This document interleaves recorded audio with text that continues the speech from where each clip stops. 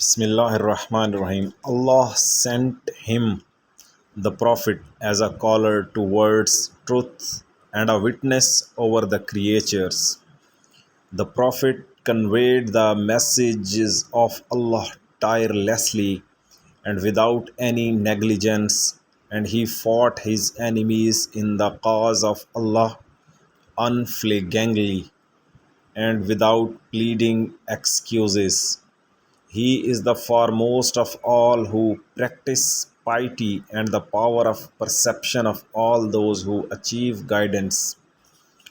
A part of the same sermon complaining about his men, if you know what I know of the unknown that is kept wrapped up from you, certainly you would have gone out into the open weeping over your deeds and beating yourselves in grief, and you would have abandoned your properties without any God for any substitute over it. Everyone would then have cared for his own self without paying attention to anyone else, but you have forgotten what was recalled to you and felt safe from what you had been warned.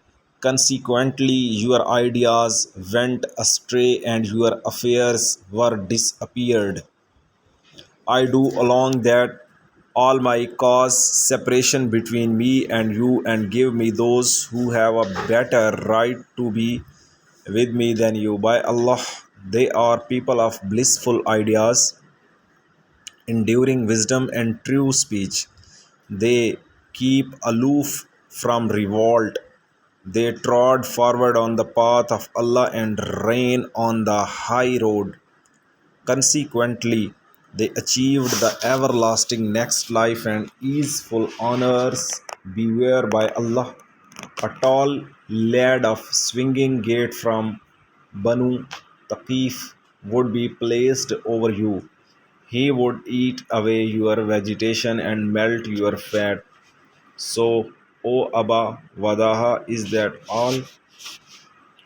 As Sayyid Razi says, Al-Wadaha means Al-Kunfusa.